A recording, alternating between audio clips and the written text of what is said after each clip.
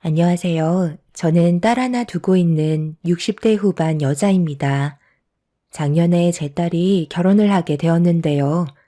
사돈댁과의 관계가 좀처럼 쉽게 풀리지 않아 긴장이 고조되어 가고 있던 찰나 결국 일이 터지게 되었습니다. 결혼을 한 지 6개월 정도 지났을 무렵 딸이 눈물을 흘리면서 저희 집으로 들어왔고 사위가 그 뒤를 따라 들어왔습니다.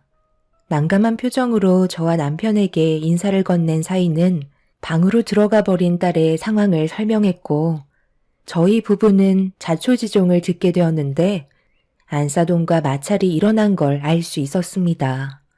결혼 전부터 신경이 쓰이더니 결국 일이 터지고 만 거였죠. 애초부터 결혼을 반대했던 안사돈은 딸에게 지속적으로 스트레스를 주입시킨 것 같았어요.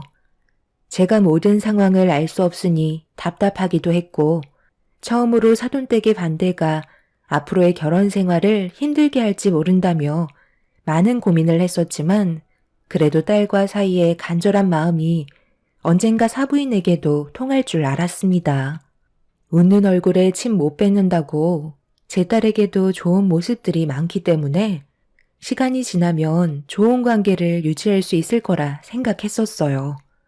결혼을 허락했으면 마음에 안 드는 부분들이 있어도 좋은 관계를 유지하려는 노력 정도는 하실 줄 알았는데 사부인은 단 한 번도 제 딸을 좋게 봐주려는 마음을 갖지 않았었네요. 그러다 보니 마음의 상처를 지속적으로 받은 딸은 결국 사돈댁에서 안 좋은 일들을 겪게 되었고 사태가 심각해져 버리고 말았죠. 사위가 중간에서 노력을 안 한 것도 아닌데 자기 아들을 봐서라도 좋은 관계를 형성하고 살면 될 것을 왜 이렇게 모난 행동을 하는 건지 이해할 수가 없었습니다. 남편은 눈물을 흘리고 들어온 딸을 보고 마음이 너무 안 좋았는지 사돈댁과 연락을 취해 따로 만나서 대화 좀 해봐야겠다며 점점 흥분을 하기 시작했어요. 안 좋은 감정이 고조된 상태에서 만나봤자 서로 상처되는 말들만 주고받게 되면서 집안 싸움으로 크게 번지게 될 수도 있기 때문에 흥분한 남편을 진정시켰네요. 그날 사이와 꽤 오랜 기간 대화를 이어나갔어요. 해결 방법을 찾아 모든 걸 좋게 만들고 싶었죠. 사부인의 성격을 제일 잘 알고 있는 사위에게 어떻게 하면 사부인과 좋은 관계를 유지할 수 있을지에 대해 처음으로 대화를 나눈 것도 아니었어요. 그만큼 몇 번의 사건이 있었고 저도 반복되고 있는 이런 상황들이 답답했지만 계속 참으면서 사부인도 제 딸을 언젠가 좋아해 줄 거라 믿고 있었습니다. 사위도 사부인에게 안 좋은 말들을 꺼내면서 인연 끊겠다며 몇 번이나 얼굴을 붉힌 적이 있었지만 그때뿐이었어요. 참는 것도 한계가 있는 건데 지속적으로 상처를 받고 있는 딸을 보면 저도 속이 끓을 수밖에 없었네요. 한 번 사는 인생 서로 좋게 웃으면서 살아가면 좋은데 사부인은 그렇게 하지 못하는 게 참 안타까웠습니다. 결국 사위와 대화 나눈 것도 항상 똑같은 패턴이라 해결 방법을 찾기 위해 사부인을 따로 만나게 되었죠. 사돈께서 갑자기 왜 저를 보자고 하신 거죠? 그냥 전화 통화만 하셔도 되는데 굳이 얼굴 볼 필요 있었을까요? 요즘 집안 분위기가 좋지 않은 상황이라 좋은 쪽으로 해결할 수 있는 방법을 찾기 위해 좀 뵙자고 말씀드린 겁니다. 안 좋은 상황이요? 글쎄요. 저는 지금도 아주 잘 지내고 있는데요. 저와 관련이 있다고 생각하시는 건가요? 며칠 전에 제 딸이 집에까지 찾아와서 눈물을 흘린 적이 있었어요. 그런데 알고 보니 그날 사돈댁에 다녀온 길이더라고요. 똑같이 자식 키우는 입장에서 제 딸이 상처를 받고 저희 집에 찾아왔는데 부모인 제 속은 어떻겠나요? 도대체 뭐가 마음에 안 드시는지 저는 그걸 알고 싶은 겁니다. 앞으로 건서방이랑 평생 함께 할 텐데 그럼 사부인과 한두 번 얼굴 볼 사이도 아닌 거잖아요. 뭐든 좋은 쪽으로 생각하면 이런 일도 없겠지만 제 딸이 마음에 안 드는 부분을 얘기해 주시고 해결 방법을 알려주신다면 서로가 좀 더 이해하고 웃으면서 세월을 보낼 수 있지 않을까요? 저도 그렇고 사돈도 적은 나이도 아닌데 이런 문제로 언제까지 얼굴 붉힐 수는 없는 노릇이잖아요. 양가 집안 더 큰 상처를 받기 전에 해결하고자 이렇게 얼굴 뵙자고 한 겁니다. 무슨 말을 하시는지 대충 이해는 갑니다만 저는 며느리한테 딱히 안 좋은 감정은 없는데요. 그냥 본인이 많이 부족해서 그런가 보죠. 저는 대놓고 뭐라고 한 적도 없을 뿐더러 일부러 상처를 주려고 부려먹은 적도 없습니다. 그냥 아무것도 하지 않고 관심을 끄는 것뿐이죠.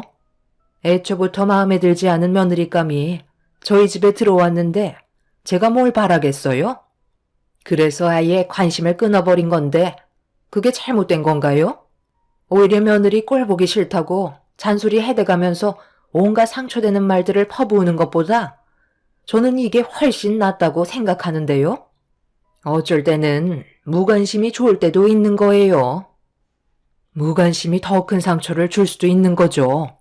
아예 며느리로 받아들이지 않겠다는 거니 신경조차 쓰지 않겠다는 거잖아요. 투명인간 취급하고 있는데 제 딸이 당연히 상처를 받겠죠. 사돈은 이런 관계 유지가 최선이라고 생각하시는 건가요? 저는 무관심이 답이라고 생각하고 행동하고 있는 겁니다. 쓸데없이 감정 소모하고 싶지도 않고 괜히 스트레스 받아서 혈압 올라가느니 아무것도 안 시키고 말도 안 걸고 제 아들만 챙기면 아무 일도 일어나지 않는데 굳이 마음에도 없는 정을 줄 필요는 없잖아요. 사돈께서도 지금까지 인생을 살아오시면서 만나왔던 사람들이 전부 마음에 들었던 적은 없잖아요. 그러니까 지금 사돈께서 하시는 말씀은 앞으로도 제 딸은 며느리로 인정해 줄 일은 조금도 없다는 말씀이신 거죠? 같은 연배이시다 보니 눈치가 빠르시네요. 아시잖아요. 애초부터 며느리로 받아들이고 싶지 않았는데 제 아들이 좋다고 해서 어쩔 수 없이 결혼 허락한 겁니다. 아들을 위해서 그런 거지 며느리로 인정한 건 아니죠. 해결 방법을 찾으실 생각이면 미련 버리시는 게 좋겠네요. 저는 한 번 아닌 건 눈에 흙이 들어와도 아니거든요. 안사돈과 대화를 주고받으면서 해결 방법을 찾으려 했지만 좋은 관계를 유지하기는 힘들어 보였습니다. 아무것도 하지 못한 채 사돈을 돌려보낸다면 쳇바퀴 돌아가듯 똑같은 상황이 반복이 될 것 같아 그 자리에서 확실하게 제 의사를 밝히게 되었고 제 말을 듣고 있던 사돈의 얼굴은 점점 굳어지고 있었네요. 말이 끝나자마자 열을 올리기 시작했고 결국 안 좋은 대화를 주고받았습니다. 그래도 결혼을 했으면 기본적인 건 당연히 해야 되는 건데 그런 것들을 전부 다 생략하겠다는 건 저로선 받아들이기 힘듭니다. 왜 받아들이기가 힘드신지 모르겠네요. 어차피 투명인간 취급하는데 뭐하러 사돈댁에 들리나요? 차라리 아무것도 하지 않는 게 오히려 스트레스 덜 받는 일 아닌가요? 제 딸이 괜히 사돈댁에 들어가서 아무것도 하지 않고 서 있으면 계속 그걸 보게 될 텐데 얼마나 불편하고 싫으시겠어요? 대화조차 섞지 않으신다면서요. 그러니까 애초부터 사돈댁에 발을 들이지 않는 게 서로에게 좋다고 말씀드리는 거예요. 저도 집안 행사가 있어도 사이를 집으로 불러들이지 않을 테니 사돈께서도 어떠한 이유에서라도 제 딸과 사이를 집안으로 부르시는 일은 안 해주셨으면 좋겠어요. 그래야 양가 집안에 평화가 찾아올 것 같습니다. 어차피 며느리로 인정해주지 않는다면 굳이 사돈댁에 들어가 잡일을 도울 필요는 없죠. 며느리 때문에 제 아들 얼굴도 못 본다는 거예요? 차라리 며느리만 빼고 제 아들만 따로 보도록 하겠습니다. 그건 안 되죠. 부부는 결혼을 하는 순간부터 일심동체예요. 어떠한 일을 하더라도 함께 해야 된다고요. 나로 불러서 만나실 거면 애초부터 결혼은 허락하지 마셨어야죠.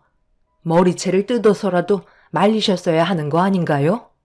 사돈께서 중심이 잡혀있지 않으니까 지금 모두가 피해를 보고 있는 거잖아요. 그래서 저는 앞으로 사위를 절대 집으로 불러들이지 않을 테니 사돈께서도 제 딸을 댁으로 부르시지 않았으면 좋겠네요. 둘이 알아서 잘 살게끔 그냥 내버려 두는 게 가정의 평화가 찾아오는 겁니다. 혼자 그렇게 하세요. 마음에 안 드는 며느리 들어와 내 아들 뺏어간 것도 속 터져 죽겠는데 아들 얼굴도 못 보는 건 말이 안 되는 거죠? 사돈과 얼굴을 붉히게 되자 대화의 질은 점점 안 좋아지기 시작했고 사돈은 더 이상 말이 안 통한다면서 제 말이 끝나지도 않았는데 자리에서 일어나 문을 박차고 나가 버렸네요. 저는 그 자리에서 바로 사위에게 전화를 걸어 방금 있었던 일에 대해 설명을 하며 당분간 제가 얘기한 대로 따라주길 부탁했고 사위는 고맙게도 제 말을 들어주었어요. 그날 이후 사위는 사돈댁에 찾아가지 않았어요. 각자 부모님의 집에 찾아가지 말라는 거지 제 딸의 신혼집에 가지 말라는 건 아니었기 때문에 미리 사위와 딸에게 연락을 취한 뒤 여러 가지 음식을 싸들고 잠깐 들리게 되었죠. 사위가 좋아하는 음식들 위주로 양손 가득 준비를 해서 현관문 앞에 도착을 했는데 초인종을 누르려는 순간 집안에 무슨 일이 일어났는지 꽤 큰 목소리로 누군가와 대화를 주고받고 있었습니다. 저는 급하게 초인종을 눌렀고 그 순간 잠깐의 정적이 흐르더니 현관문이 열렸습니다. 그리고 제 눈앞에 펼쳐진 광경은 입을 다물지 못할 정도였네요. 집안이 이게 다 뭐야? 왜 물건들이 전부 다 여기저기 난장판으로 되어 있는 거니? 사돈, 지금 여기서 뭐 하시는 거죠? 보면 몰라요. 애들 교육하고 있잖아요. 내가 잠깐 집에 들르라고 얘기했는데 감히 내 말을 무시해? 그래서 애들 집을 쑥대밭으로 만들어 버리신 거예요? 사돈께서 뭔가 상당히 착각하고 계신 것 같은데요. 애들은 지금 결혼을 했고 따로 살림을 차린 상황이라고요. 애들 사정도 생각해주고 사돈댁에 당분간 가지 않겠다는 말이 나왔으면 무엇이 잘못됐는지부터 생각을 하셔야지. 사돈의 말을 듣지 않았다고 여기까지 찾아와서는 이 난리를 치세요?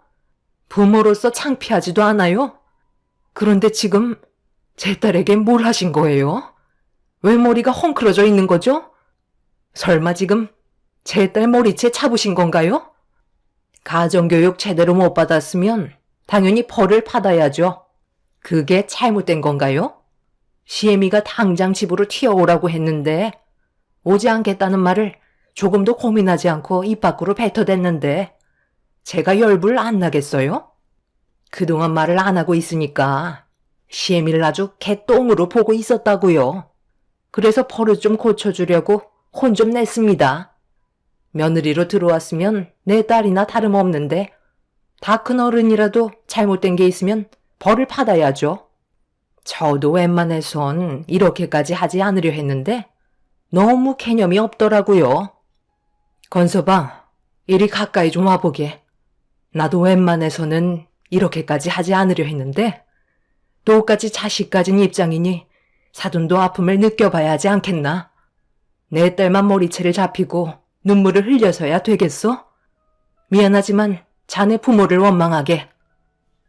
저는 안사돈이 보는 앞에서 사위의 뺨에 손을 올려 붙였어요. 그걸 본 사돈은 경악을 하며 저에게 정신 나간 여자처럼 달려들기 시작했고 사돈은 저를 절대로 가만두지 않겠다며 평생 동안 자기 자식 한 번도 손댄 적 없는데 제가 감히 손을 댔다고 동네가 떠나갈 정도로 난리를 쳐댔습니다. 저에게 뺨을 허용한 사위는 엄청난 목소리로 사돈에게 가만히 계시라며 화를 냈어요. 사위가 안사돈에게 화를 내자 순간적으로 경직된 상태에서 자기 아들을 바라보고 있는데 사위의 한마디에 사돈은 주저앉았네요. 부모가 잘못을 모르면 자식이 그 대가를 치러야 하지 않겠어요? 한쪽 뺨도 마저 때려주세요. 장모님 마음이 풀리실 때까지 허용해 드리겠습니다. 저도 이렇게까지 살고 싶지 않네요. 하루하루 너무 괴롭습니다. 저희 엄마 때문에 제가 사랑하는 사람들이 상처받는 건 더 이상 보고 싶지 않아요. 저희 엄마가 잘못을 모르면 자식이 대신 벌을 받아야죠.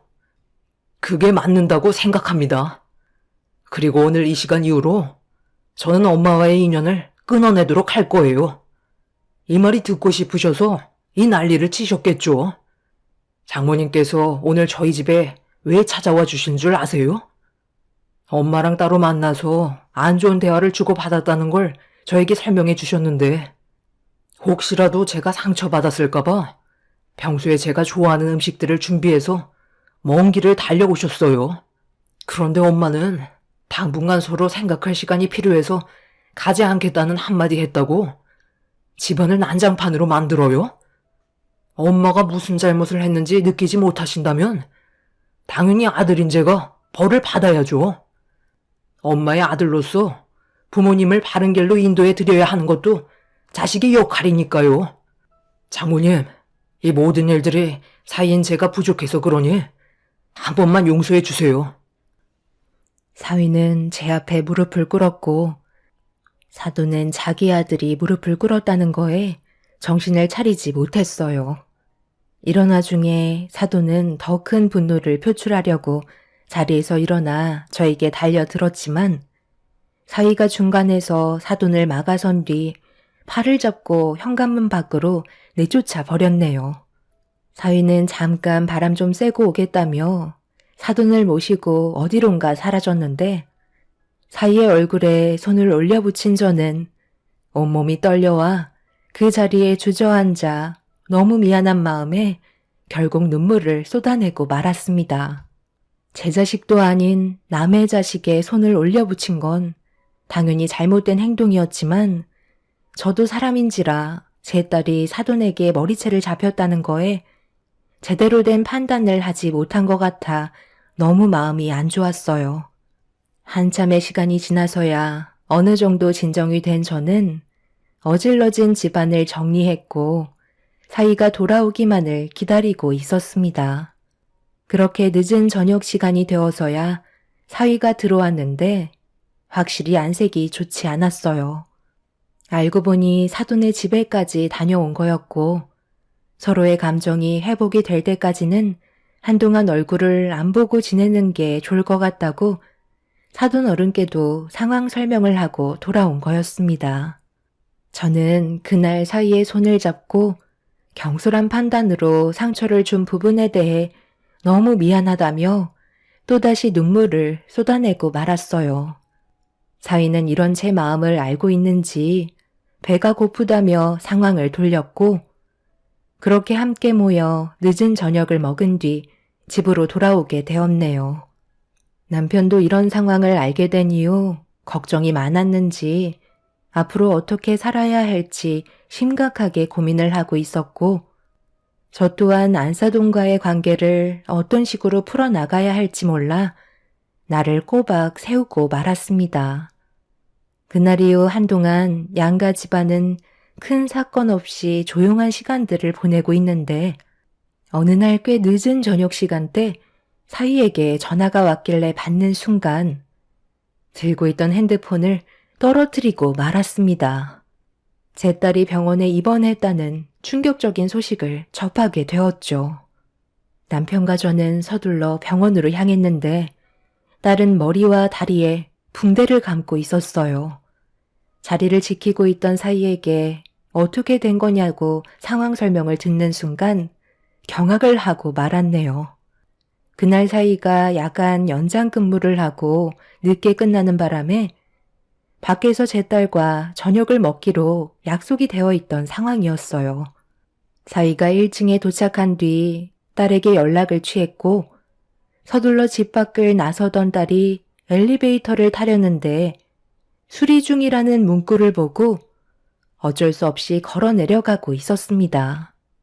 그런데 누군가 뒤에서 딸을 일부러 밀었다는 충격적인 말을 듣게 되었죠. 사위는 경찰에게 신고를 해놓은 상태라 곧 잡힐 거라고 얘기했지만 계단에는 CCTV가 없어서 누가 범행을 저질렀는지 알아내기가 쉽지 않은 상태였어요.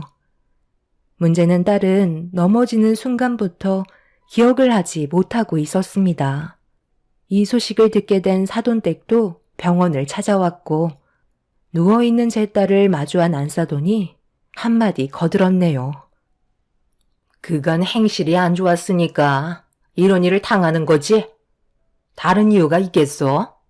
골절된 부분이 붙으려면 앞으로 몇 달간 움직이지도 못한다는데 그럼 그동안 내 아들이 수발을 들어줘야 한다는 건데 나는 또 그 꼴은 못 볼 것 같네. 머리도 다쳤다면서? 이상은 없다지만 앞날은 아무도 모르거든. 혹여나 나중에 문제라도 생겨서 다시 병원을 찾게 되는 상황이 생길지도 모르지. 이미 몸에 하자가 생긴 불량품인데 고쳐 쓴다고 해서 불량품이 정품으로 바뀌지는 않잖아? 계속 같은 곳에 불량이 날 텐데 그럼 내 아들이 계속해서 희생을 해야 된다는 건데 내가 그 꼴을 어떻게 봐? 이참에 이 결혼 다시 생각해보자. 어머님, 의사가 그러는데 머리는 다행히 크게 다치지 않았다고 했어요. 앞으로 살아가는 데는 문제 없다고 했으니까 너무 안 좋게만 보려고 하지 마세요. 최대한 빨리 회복하려고 회사 인사과에 연락해서 몇 달간 병가까지 냈어요. 어찌됐든 병가를 휴직했으면 월급도 못 받는 건데 그럼 내 아들이 손해보는 건 더 많다는 거잖아? 머리에 문제가 없으면 목발을 짚고 다녀서라도 회사는 다니는 게 맞는 거 아니야? 사부인, 이런 불량품을 제 아들에게 떠넘기실 생각은 아니시죠? 저는 받아줄 생각 조금도 없으니까 당장 데려가세요. 범인이 누군지도 잡히지 않았는데 괜히 며느리 때문에 내 아들한테까지 피해가 갈 수도 있는 거잖아요? 잡히지 않는 동안 얼마나 마음 졸이면서 살겠어요? 저는 불안해서 제 아들을 며느리 옆에 두지 못할 것 같네요. 처음에 인사 올 때부터 마음에 안 들더니 결국 이 사단이 벌어졌구먼. 이래서 여자의 촉은 무시할 수 없는 거라니까. 아들, 엄마가 뭐라고 그랬니? 첫인상에서부터 얼굴빛이 어두운 게 안 좋은 기운을 몰고 다닐 것 같다고 했지? 한바탕 난리가 난 그때의 일을 벌써 잊은 건지 안사돈은 거침없이 막말을 뱉어대고 있었습니다. 저는 그 모습을 지켜보면서 사람으로 대할 상대가 아니라는 걸 확실하게 느낄 수 있었네요. 제 딸을 불량품이라고 얘기하는 사돈을 가만두고 싶지 않았어요. 남편도 안사돈을 바라보면서 말이 너무 지나친 것 같다며 화를 내기 시작했네요. 사돈의 얼굴만 마주하면 화를 불러일으키는 이런 상황들이 너무 싫었고 사돈 어른께서 힘들어하는 제 딸을 보고 대신 머리 숙여 용서를 구한 뒤 서둘러 자리를 피하셨습니다. 그제서야 조용해진 병실은 침묵만 흘렀고 사위는 저와 남편의 눈치를 보면서 제 딸 옆을 지키고 있었네요. 그날 이후 범인을 잡기 위해 경찰들은 발빠르게 움직이고 있었지만 사각지대에서 벌어진 일이라 수사는 쉽지 않았습니다. 그렇게 며칠이 흘렀고 무언가 단서를 발견했는지 담당 경찰들은 추가적인 조사를 진행하기 위해 다시 현장을 찾았습니다. 저희 가족 모두 범인을 잡기 위해 주변을 돌아다니며 단서가 될 만한 것들을 찾아보고 있는데 아파트 내부를 조사하던 경찰들이 누군가 도망치는 한 사람을 잡기 위해 쫓아가고 있었어요.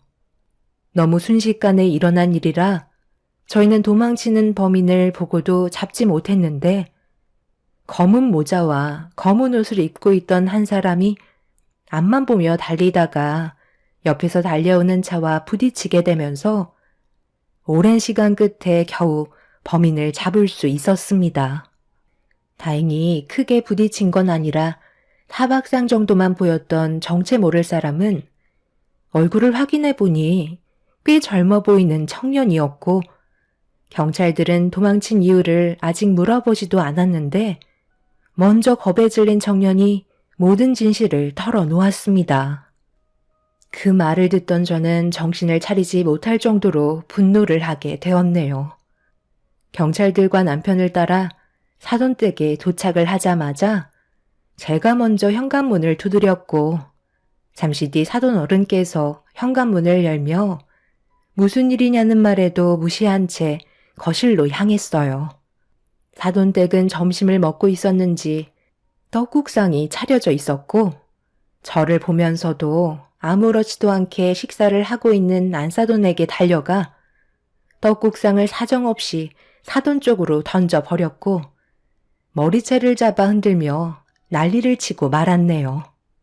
이미 저는 그 누구도 말릴 수 없을 정도로 분노한 상태였고 남편과 경찰분들이 저와 안사돈을 겨우 떨어뜨려 놓았네요.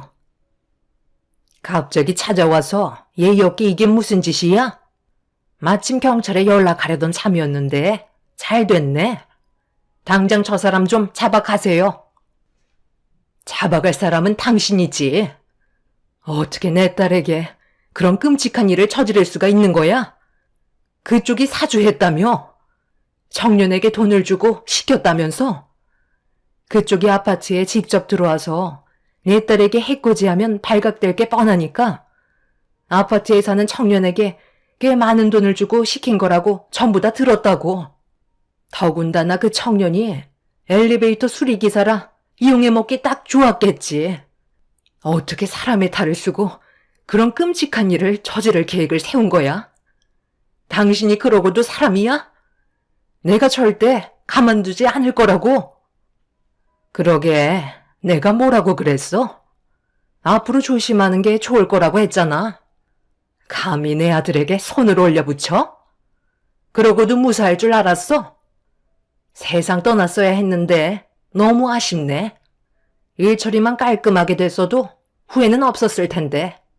그 엘리베이터 기사가 생각보다 좀 맹한 것 같더라고. 그러니까 나를 왜 건드려? 사람 봐가면서 행동해야지. 내가 이번 일로 끝날 것 같아? 콩밥 먹고 나오면 그때 다시 한번 보자고. 나는 이미 붙잡힐 걸 각오하고 계획한 사람이야. 안사돈은 이미 사람이 아니었어요. 정상적인 모습은 전혀 찾아볼 수 없었고 이 소식을 듣게 된 사이는 급하게 사돈댁에 도착해선 경찰분들에게 붙잡혀가는 사돈의 모습을 보며 상당한 충격에 빠졌는지 입을 다물지 못하고 있었습니다. 사돈은 자기 아들에게 나중에 다시 얘기하자면서 꼭 면회를 오라고 아무렇지 않은 듯 오히려 떳떳해하는 모습을 보여주고 있었네요. 예전에 안사돈이 신혼집에 들어가기 전에 엘리베이터를 수리하고 있던 기사와 마주친 적이 있었는데 그때부터 이미 다른 생각을 가지고 있었어요. 미리 명함을 받은 뒤 따로 약속을 잡아 꽤 많은 돈을 건네주었고 기회가 될 때 범행을 저지르라는 말을 하게 되었던 거죠. 확실하게 상황이 마무리되면 추가적인 금액을 더 주겠다는 말에 엘리베이터 기사는 절대 넘어가선 안 될 게임에 넘어가게 된 거였네요. 두 사람 모두 법적으로 처벌을 받게 되었지만 이런 문제로 인해 제 딸이 받은 정신적인 충격은 아직까지 회복이 되지 않고 있는 상태입니다. 문제는 사돈이 아직까지 자기가 뭘 잘못했는지 전혀 받아들이지 않고 있네요. 이 사실을 전부 알게 된 사돈 어른은 사위와 제 딸의 안전을 위해 관계를 정리했지만 5년의 징역을 받은 그 사람이 나중에 다시 세상 밖으로 나온다는 게 더 큰 문제이네요. 그 전에 저희 가족에게 피해가 가지 않게 다른 방법을 생각하고 있습니다.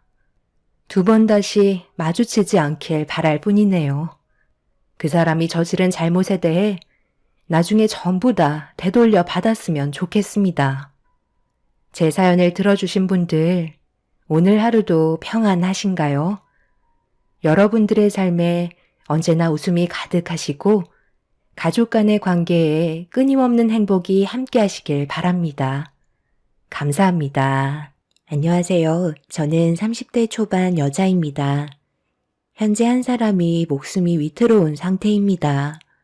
그 모습을 보고 왔는데 앞으로 어떻게 해야 될지 상당히 고민이 많아지네요. 작년에 저에게 상당히 힘든 시기가 있었어요.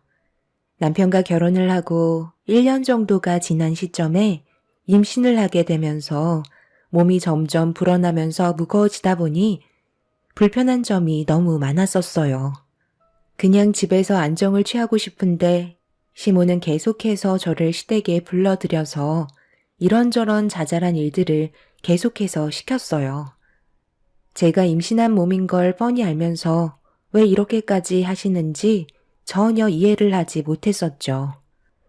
임신 초기에는 그렇지 않았었는데 어느 순간부터 시모가 저를 대하는 태도는 남보다 못한 존재로 취급하는 느낌이 들었었죠.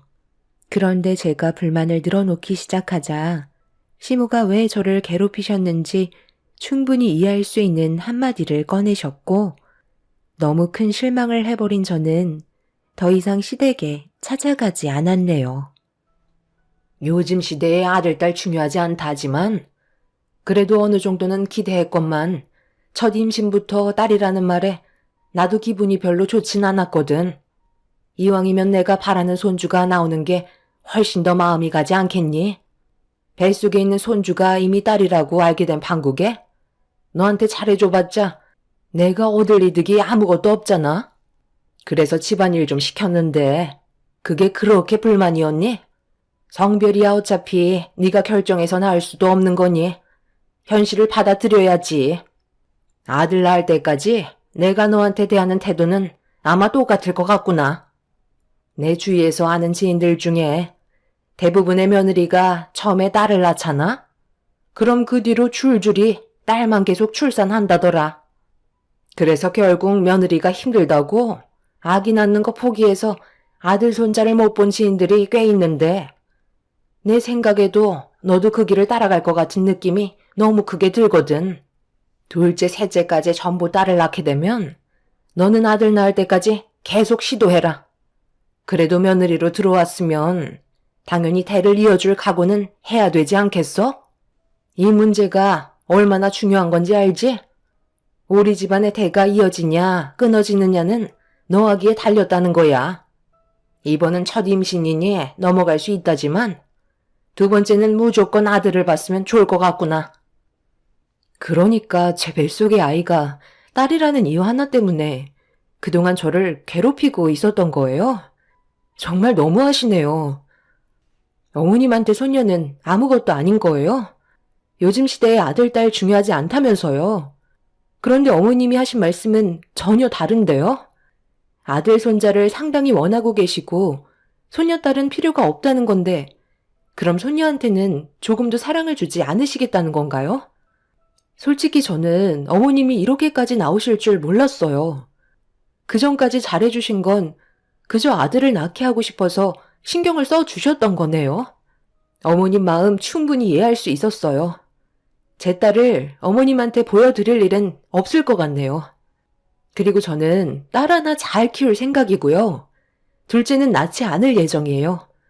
어머님이 원하시는 대로 하고 싶지 않아요. 시모는 제가 둘째 낳을 계획이 없다고 하자 얼굴이 일그러지셨고 둘째 계획을 가지지 않을 거면 결혼은 없었던 일이 될 거라며 저에게 겁을 주기 시작하셨어요. 옆에서 듣고 있던 남편은 점점 더 크게 화를 내는 시모를 말리려 했지만 이미 시모는 제가 아들 손자를 보여드릴 계획이 없다고 하자 화가 많이 나셨는지 아무 말이나 막 뱉으셨습니다. 결국 이 문제가 점점 더 안 좋은 방향으로 흘러가게 되었고 저는 임신을 하는 동안에는 시댁에 찾아가지 않고 있었어요. 그런데 시모는 이런 태도를 보인 제가 마음에 들지 않았는지 어느 날 연락도 없이 저희 집에 찾아왔어요. 당연히 남편도 그날 퇴근하고 집에 일찍 들어왔었기 때문에 크게 두려운 건 없었습니다. 저는 좋지 않은 표정으로 현관문을 열고 들어온 시모에게 인사를 드렸고 시모는 저를 무시하시면서 소파에 앉으셨어요. 남편은 당황한 얼굴로 왜 찾아오셨는지 이유를 여쭙자 매년 집안에 큰 행사가 있다는 걸 알지 않냐며 저희 부부도 참석하길 원하고 있었습니다. 그제서야 무슨 이유 때문에 저희 집에 오셨는지 알 수 있었죠. 제 몸 상태를 뻔히 보고서도 시모는 집안 행사에 참여하길 원하셨네요. 저는 당연히 힘들 것 같다고 얘기했어요. 시모는 예상했다는 듯 미소 띤 얼굴로 저를 바라보며 대화를 이어나가셨어요. 오던 오지 않던 그건 네 자유지만 참석하지 않는 게 오히려 안 좋은 상황을 만들게 될 거라는 거 모르니? 어머님, 너무 억지 부리시는 거 아니에요? 제 배를 보고도 지금 김장날 참석하라는 말이 나오시나요? 사람 하나 빠지는 게 얼마나 큰일인지 몰라서 그러는 거야? 너 빠지면 내 아들도 자연스럽게 참석하지 않을 텐데 그럼 그 공백 누가 채울 건데? 쓸데없는 말 하지 말고 무조건 참석해라. 몸 회복되는 대로 김장 시작할 거다. 저희는 참석하지 않고 김치도 사서 먹을게요. 집안 행사랍시고 솔직히 가족들끼리 모여서 뭘 하는데요? 술판밖에 더 벌려요? 김장김치 달라고 하지도 않을 거니까 걱정하지 마시고 어머님 많이 만드세요. 더 하실 말씀 없으시죠? 그렇게 나온다고 내가 눈 하나 깜빡할 줄 알았니? 나도 다 방법이 있으니까 갈 때까지 한번 가보던가. 시애미가 얘기하면 군소리 하지 말고 그냥 받아들이면 될 것을 꼭 이렇게 토를 달아서 분위기를 험악하게 조성해야 되겠어? 엄마, 이 사람 이제 곧 출산이면 앞으로 얼마나 바쁘게 될지 잘 알고 계시잖아요. 그런데 이렇게까지 하시는 건 너무 억지 아니에요? 저희 입장도 생각해 주셔야죠. 제가 봤을 때 엄마가 오히려 안 좋은 상황을 더 만들고 계신 것 같아요. 이래서 자식 새끼 다 키워봤자 소용없다는 말이 여기에서 나오는 건가 보다. 엄마가 그동안 너를 어떻게 키웠는지 몰라서 그런 말을 하는 거야? 그리고 지금까지 매년 단 한 번도 행사를 거른 적이 없었는데 출산날 다가온다고 참석을 안 한다는 건 우리 집안의 행사를 무시하는 건데 엄마 보고 그만하라는 말이 나오니? 이번 일은 절대 그냥은 넘어가지 못할 것 같구나. 일을 크게 만들고 싶지 않으면 무조건 내려와서 일손 도와야 할 거다. 괜히 후회할 일 만들지 말고 내가 알려준 날짜에 무조건 참석해라. 나는 분명히 너한테 경고했으니 신중하게 결정을 해야 할 거야. 시모는 저희 부부의 의견을 조금도 들어주려 하지 않았어요.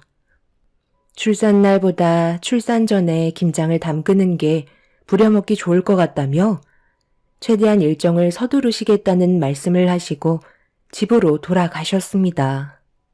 제가 어떤 후회할 일을 겪게 될지 몰라 더욱더 심적으로 불안해지기 시작했고 갑자기 극도의 스트레스를 받아서 그런지 아랫배에 지속적인 통증이 오고 있었어요. 최대한 안정을 취해야 할 것 같아 남편의 도움을 받아 방 안으로 들어왔고 이 문제에 대해 진지한 대화를 이어나갔습니다.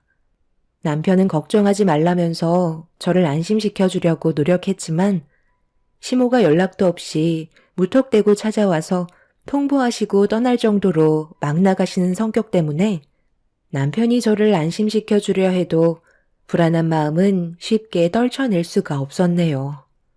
그날 이후 저는 점점 출산날이 임박해 왔고 시모가 한 말이 계속해서 생각이 나서 어떻게 해야 할지 몰라 많은 고민에 빠져 있었습니다. 남편은 당연히 가면 안 된다고 했지만 괜히 또 다른 피해가 생길까봐 너무 불안했어요. 시모는 제가 출산 예정 일주일 전에 미리 시댁 집안 김장이 있을 예정이라는 문자를 통보를 하면서 일정을 잡았고 남편은 시모에게 전화를 걸어 어떻게 될지 모르는 상황이라 집에서 대기하는 게 좋을 것 같다며 이번에는 김장을 빠지겠다고 설명을 하고 있었네요. 그런데 수화기에서 시모는 남편에게 버럭 소리를 지르더니 이런 것도 며느리가 시켰냐며 난리를 치셨습니다. 아들 손자가 뱃속에 있었다면 저를 정말 아껴주셨을 텐데 손녀딸이라는 이유 하나만으로 시모의 태도는 날이 갈수록 심각하게 변하고 있었습니다. 그렇게 전화 통화로 한바탕 난리가 난 이후에 며칠의 시간이 흐르면서 약속된 당일이 되어 버렸어요. 남편도 시모가 어떻게 돌변할지 몰라 걱정하고 있었는데 김장 당일날 갑자기 뱃속에서 진통이 급격하게 오고 있었어요. 너무 큰 스트레스가 진통을 촉진시켰는지 아랫배가 참기 힘들 정도의 진통을 오게 만들었고 제가 고통스러워하자 남편은 저를 서둘러 산부인과로 데려갔습니다. 남편은 양가 부모님께 연락을 드리면서 출산 소식을 알려주었어요. 저희 부모님은 제가 출산을 할 것 같다는 말에 급하게 산부인과를 찾아와 주셨고 잠시 뒤 시부모님께서도 산부인과를 찾아와 주셨습니다. 모두의 관심이 집중되어 있는 상황 속에 시모는 저를 노려보면서 출산이 임박한 저에게 불만을 털어놓기 시작했습니다. 시모의 말을 듣고 계셨던 엄마가 어이없다는 듯 시모를 쳐다보고 있었어요. 남편은 모두가 예민한 상태에서 큰일이 벌어질까봐 시모를 밖으로 밀어내려 하고 있었죠. 이건 알아. 나는 하고 싶은 말도 못하니? 제가 김장하고 싶지 않아서 일부러 깨부리는 거잖아. 내가 모를 줄 알아? 그런 게 어디 있어요. 조금 있으면 정말 출산을 해야 한다고요. 모두가 예민한 상태니까 나중에 다시 얘기하면 안 될까요? 뭘 나중에 얘기해? 지금 얼마나 심각한 상황인지 몰라? 너희 이모들이 벌써 엄마 집에 와서 김장 준비하고 있다고. 지금 하시는 말씀이 너무 지나치시네요. 제 딸이 지금 진통을 겪고 있는 게 안 보이세요? 제발 적당히 좀 하시죠. 뭘 적당히 해요? 누구 때문에 일정을 일주일 앞당겼었는데 그런데 하필 모두가 모여있는 상태에서 진통이 오면 누가 봐도 꾀를 부리는 것 같잖아요. 그래서 지금 며느리 말이 진짜인지 거짓인지 구분을 하기 위해 두 눈으로 확인해 보려고 왔네요. 확인하셨으면 이제 그만 돌아가 주세요. 제 딸 출산하는데 방해하지 않으셨으면 좋겠네요. 윤서방, 당장 문 닫아주게. 시모와 엄마는 계속해서 심각한 대화를 주고받았어요. 엄마는 시모의 태도에 화가 많이 났던지 문 밖에서 점점 언성을 높이면서 격한 말이 오고 갔고 저는 심각해지는 진통으로 인해 결국 엄마와 시모가 싸우는 모습을 보면서 분만실로 들어가고 말았습니다. 건강이 안 좋으신 엄마가 화를 내시는 모습을 마지막으로 봐서 그런지 출산을 하는데 집중을 하지 못하겠더라고요. 원장님은 딴 생각하지 말고 출산에 온 정신을 쏟으라며 아이가 위험할 수도 있다는 말에 별일이 없을 거라 믿고 뱃속에 있는 제 딸을 보기 위해 온 정신을 출산하는데 쏟아 부었습니다. 그렇게 한참의 시간이 지나고 뱃속에 있던 아이는 제 품에 안길 수 있었고 저는 회복실로 옮겨지게 되었네요. 그런데 아빠를 제외한 남편과 엄마가 보이지 않았어요. 아빠에게 제가 없는 사이 무슨 일이 있었냐며 남편과 엄마를 찾았는데 아빠의 한마디에 엄청난 충격을 받고 말았습니다. 시모가 엄마를 데리고 시댁에 갔다는 말을 하셨네요. 아빠에게 왜 말리지 않았냐고 물어보니 엄마가 대신 가서 일손을 도와주겠다고 했다며 아빠도 엄마를 말렸지만 괜히 저에게 피해가 갈까봐 시댁 김장을 도와주려고 간 것 같다는 말씀을 하셨네요. 엄마가 시댁에 가신 건 엄청난 일이었어요. 이유는 시댁 김장만이 아닌 시모의 친정 식구분들의 김치까지 해야 되는 상당히 큰 일이라 그곳엔 많은 분들이 모여 있을 테고 엄마한테 피해가 갈 수 있는 상황이었거든요. 이제 막 출산을 한 저는 온몸이 늘어나 있는 상태라 손가락 하나 까딱할 정도의 힘도 없었어요. 아빠에게 부탁해서 남편과 통화를 시도했지만 받지 않았고 불안한 마음으로 연락이 오길 기다리고 있는데 몇 시간 뒤에 아빠에게 전화 한 통이 왔습니다. 전화를 받은 아빠는 엄마가 병원에 입원했다는 말에 급하게 가봐야 할 것 같다며 상황이 되는 대로 최대한 빨리 오겠다며 회복실에서 급하게 나가셨네요. 엄마는 몇 년 전에 갑상선 암 때문에 치료를 받으신 적이 있으셨는데 수술을 받고 난 이후부터 건강 상태가 많이 안 좋으셨어요. 온몸이 약해지셨기 때문에 무리한 움직임은 피해야 했는데 갑상선 기능 저하로 동반되는 빈혈 때문에 엄마가 쓰러지신 것 같았습니다. 너무 불안한 마음에 남편에게 반복해서 전화를 하고 있는데 회복실 문이 열렸고 남편이 모습을 나타냈어요. 저도 모르게 남편에게 화를 내며 어떻게 된 일이냐고 물어보게 되었습니다. 당신이 분만실에 들어갈 때 우리 엄마가 당신이 마음에 들지 않는다며 계속해서 불만을 쏟아내셨거든. 장모님이 그 모습을 지켜보시다가 어떻게 하면 되겠냐고 물어보시니까 엄마가 건강이 약하신 장모님께 대신 김장을 도우라고 얘기하셨는데 장모님은 고민도 안 하시고 엄마 집으로 함께 출발하셨소. 장인어른께서 말리셨지만 장모님은 이미 결정을 내리셨는지 무작정 산부인과에서 나서시는 바람에 장인어른이 나보고 따라가서 큰 문제가 없게 해달라고 부탁까지 하셔서 따라갔는데 장모님께서 우리 엄마와 이모들과 할머니 할아버지까지 모인 자리에 당당히 들어가셔서 한창 바쁘게 김장김치를 담그는데 일손을 도와주셨소. 그런데 장모님께서 우리가 먹을 김치만 차에 실으시더니 아직 통에 담지 않았던 김치들을 우리 엄마한테 막 집어 던지기 시작한 거야. 그때부터 집안은 난리가 나기 시작했고 나는 우리 집안 사람들이 장모님한테 달려드는 걸 온몸으로 막아서고 있는데 장모님이 갑자기 쓰러지셔서 병원에 입원을 하셨소. 남편의 말을 들어보니 대충 어떤 상황인지 이해가 되고 있었습니다. 엄마는 시모의 행동들에 화가 머리끝까지 올라오셔서 시댁에 시모의 친정 식구분들이 전부 모여있는 곳에서 시모에게 난리를 치셨던 거였어요. 남편 말로는 저희 부부가 먹을 김치를 정성껏 만드셔서 차에 실어주신 다음 나머지 김치는 먹지 못할 정도로 난장판을 만들어 놓으셨다는 말을 들을 수 있었네요. 그로 인해 집안 분위기는 심각할 정도로 안 좋아졌다는 말에 이런 상황이 답답할 뿐이었네요. 불안에 떨고 있는 저를 안심시켜 주기 위해 남편은 제 옆을 지키고 있었는데 갑자기 회복실 문을 박차며 시모가 저를 노려보며 무서울 정도로 달려들었어요.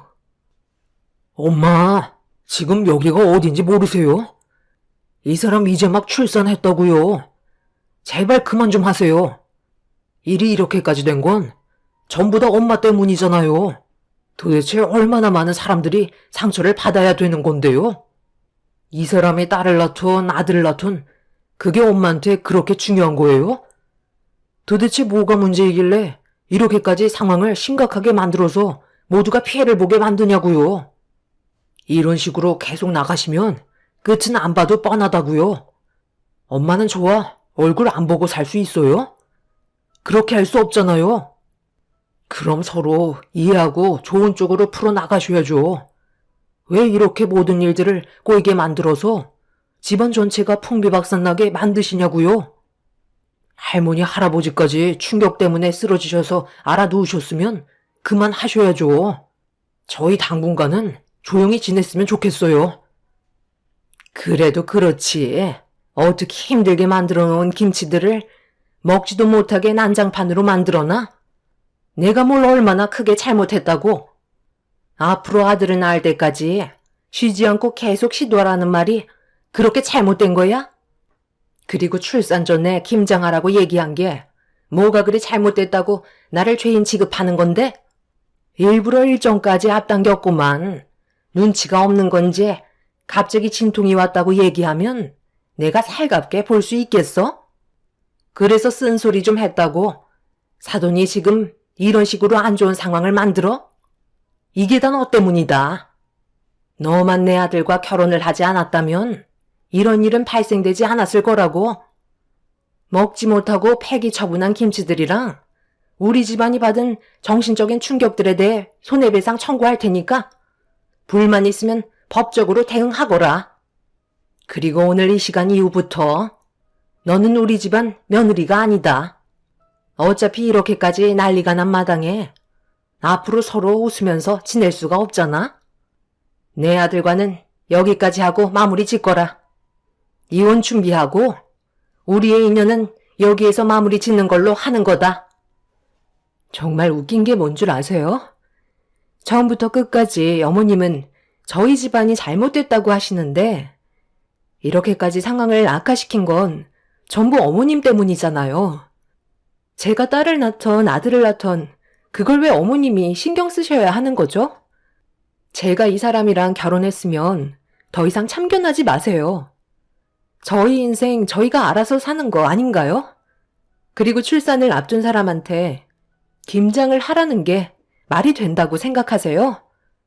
지나가는 사람들 붙잡고 얘기해 보세요. 제가 이상한 건지 어머님이 이상한 건지 한번 물어보시라고요. 처음부터 끝까지 어머님의 억지가 결국 이 사단을 만들어 놓은 거잖아요. 저는 이 사람과 이혼할 생각은 조금도 없지만 어머님과 인연 끊을 생각은 확고하네요. 지금은 그래도 어느 정도 활력이 있으셔서 저희한테 막대하시겠지만 앞으로 10년 뒤에는 어쩌실 생각이세요? 누구 도움 받으면서 사시게요? 생각 잘 하시는 게 좋을 거예요. 이 사람이 저와 제 딸을 버리고 어머님한테 갈 거라고 착각하시는 건 아니시죠? 시모는 제 말에 화가 머리끝까지 올라왔는지 제대로 움직이지 못하는 저에게 달려들었어요. 남편이 중간에서 시모를 막아서서 더 큰 문제가 일어나지 않았지만 시모는 절대 가만두지 않겠다며 끝까지 화를 내셨죠. 남편은 겨우 시모를 산부인과 밖으로 내쫓았고 병원 관계자의 도움을 받아 제가 몸이 회복이 되는 동안 시모가 산부인과에 들어오지 못하게 출입 금지를 시켰네요. 그날 이후 시모는 몇 번이고 산부인과에 찾아왔지만 내부로 들어올 수 없었고 저는 빠르게 몸을 회복할 수 있었습니다. 중간중간 아빠가 다녀가셨는데 엄마는 퇴원을 하시고 집에 누워 계신다며 저를 보러 오지 못하실 정도로 건강이 많이 안 좋아졌다는 말에 산후조리가 끝난 뒤에 남편과 함께 친정으로 향하게 되었습니다.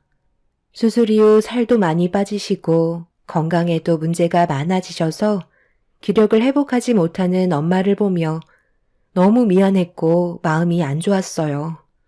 시모만 아니었어도 엄마의 건강은 그래도 조금씩 좋아지는 것 같아 보였는데 한번 난리를 치신 이후 힘든 모습을 보여주고 계셨습니다. 갑상선 암을 치료하신 후에 다행히도 다른 곳에는 전이가 되지 않았지만 연세가 있으신 만큼 한번 나빠진 건강은 쉽게 돌아오지 못하고 있었네요. 아픈 엄마의 모습을 보고 있으니 시모가 저희 가족에게 했던 행동들에 대해 더욱더 화가 치밀어 올랐어요. 저는 집에 돌아온 이후 남편에게 시모의 얼굴을 2번 다시 보고 싶지 않다며 또 다른 피해가 생기는 걸 원하지 않는다며 더 이상 만나질 않길 원한다는 의견을 내세웠습니다. 남편은 조금의 고민도 없이 저와 제 딸이 피해가 가지 않게 하겠다며 제 의견을 받아들여 줬어요. 그렇게 출산 이후 시모와는 더 이상 엮이지 않았습니다. 산부인과에서 손해배상 처리한다며 난리를 쳤던 시모는 남편이 인연을 끊겠다는 말에 꼬리를 내렸고 기회를 엿보며 남편에게 접근할 계획을 세우고 있었습니다. 시모는 전화를 받지 않는 남편에게 지속적으로 문자를 보내면서 보고 싶다고 엄마를 버릴 거냐면서 계속해서 정신적으로 힘들게 만들었어요. 남편이 점점 괴로워하는 모습을 보이고 있었고 그걸 지켜보고 있던 저도 마음이 좋지 않았습니다. 하지만 시모가 저희 가족에게 보여줬던 잘못된 행동들을 눈감아 준다면 무엇을 잘못했는지 전혀 모를 것 같아 남편도 마음을 바로 잡았습니다. 그렇게 인연을 끊고 지내고 있었는데 어느 날 시부가 저희 집에 갑자기 찾아오셨어요. 산부인과에서 한바탕 난리가 난 이후 처음 뵙는 모습은 상당히 안 좋아 보였습니다. 저희는 시부를 안으로 모셨고 잠깐 동안 침묵이 흐르다 남편이 왜 찾아오셨는지 여쭤보자 시부는 어렵게 입을 떼셨네요. 이런 말을 너희들한테 하는 게 내 입장에서도 참 난감하지만 상황이 안 좋은 만큼 일단 알려주는 게 좋을 것 같아서 고민을 하다가 찾아왔다. 그래도 너희 엄마인데 앞으로 남은 시간을 어떻게 활용해야 할지 고민을 해야 되지 않겠니? 그게 무슨 말이에요? 엄마한테 무슨 안 좋은 일이라도 생긴 거예요? 제가 알아들을 수 있게 설명을 해 주셔야죠. 너희 엄마가 내 암이란다. 얼마 전에 갑자기 거품을 물면서 쓰러져서 급하게 병원으로 실려갔는데 머리 중앙에 악성 종양이 자리를 잡고 있는데 계속해서 커지고 있어서 앞으로 더 큰 문제들을 겪어야 될 것 같다고 하더구나. 암이요? 어머님 머리에 암이 있었다고요? 평소에도 건강관리에 철저하셨잖아요. 정말 확실한 암이 맞는 거예요? 나도 너무 놀라서 몇 번이고 다시 물어봤는데 확실하게 악성 종양이 자리를 잡고 있다는 걸 검사 결과로 알게 되었단다. 그런데 문제는 이게 수술을 해도 문제고 치료를 받는 것도 문제라 어떻게 할 수가 없다는 거야. 수술을 하게 될 시 생존 확률도 보장이 안 될 뿐더러 방사선 치료는 크게 도움이 되지 않을 것 같다는 판정을 받게 됐어. 조금이나마 확률이 높은 건 일단 수술이라는데 그 확률이 5% 이내로 상당히 적다더구나.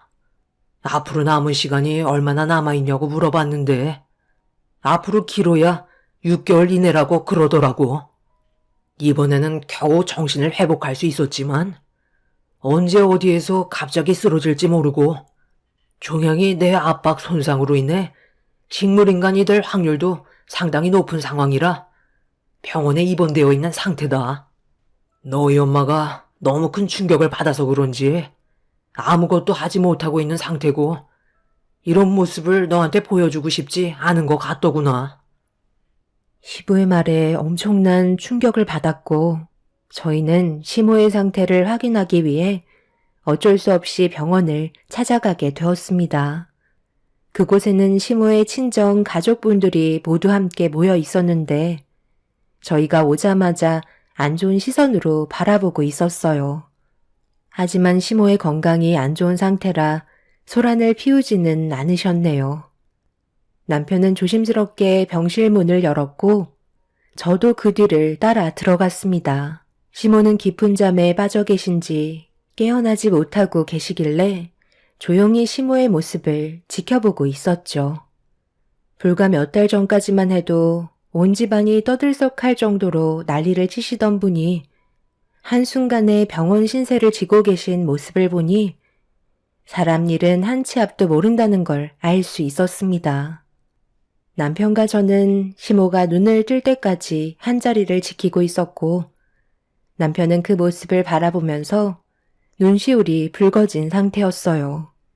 그렇게 어느 정도 시간이 지나자 시모는 천천히 눈을 떴고 저희가 앞에 서 있자 하들짝 놀라면서 저와 남편을 번갈아가며 쳐다보고 계셨습니다. 뭔가 보여주기 싫은 모습을 들킨 사람처럼 급하게 이불 속으로 몸을 숨기셨네요. 그런데 시모는 이런 상황 속에서도 저에게 안 좋은 말을 쏟아내셨어요. 내가 왜 이렇게까지 됐는지 알아? 전부 다 너 때문이다. 그동안 얼마나 스트레스를 줬으면 내 머리에 암이 생길 수가 있어? 네가 다 책임지거라. 앞으로 나한테 남은 시간이 얼마 남지 않았다는데 그 시간 동안 나는 너를 끝까지 괴롭히다 떠날 거다. 정말 대단하시네요. 몸도 안 좋으시면서 입은 여전하세요. 어차피 곧 마지막이 되실 수도 있는데 뭐하러 최상층 병동에서 좋은 시설로 치료를 받으시는 거예요? 살고 싶으셔서 그런 거 아니에요?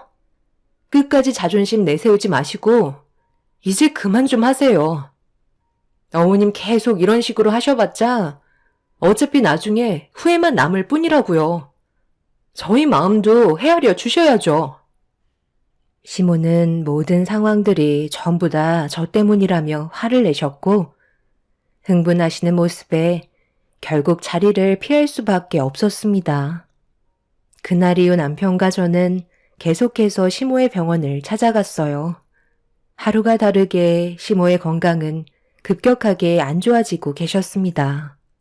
그러던 어느 날 시모 옆에서 남편과 함께 병간호를 해주다가 잠깐 졸다가 눈을 떴을 때 시모는 저희를 보며 눈물을 흘리고 계셨습니다. 당신이 저지른 행동들에 대한 벌을 받는 거라며 울부짖고 계셨어요. 남편은 오열하고 계신 시모를 진정시키려 노력했고 시모는 제발 살려달라면서 앞으로 저희한테 잘하겠다고 그동안의 잘못된 행동들에 대해 뉘우치고 계셨습니다. 결국 시모도 무엇을 잘못하셨는지 전부 다 알고 계셨던 거였어요. 앞으로 시모에게 남은 기간은 5개월 정도고 그 전에 수술을 할지 말지 결정을 해야 됩니다. 5%의 확률을 보고 수술을 해야 될까요? 가족 모두 아직까지 결정을 하지 못하고 있는 상태이네요. 사람의 인생 정말 한 치 앞도 모르는 것 같습니다. 앞으로 어떤 결정을 하냐에 따라 시어머니의 인생은 좋아질 수도 나빠질 수도 있겠네요. 여러분들의 의견도 들어보고 싶습니다. 제 사연 들어주신 분들 감사합니다. 안녕하세요. 저는 50대 초반 여자입니다. 노력은 배신을 하지 않는다고 그동안에 힘들게 살아온 만큼 저에게도 기회가 찾아왔습니다. 하지만 이런 기회조차 인정하고 싶지 않은 사람들이 저를 괴롭히고 있어 고민 상담을 신청하게 되었네요. 저는 현재 결혼 20년 차 되었고 시부모님과 함께 살고 있습니다.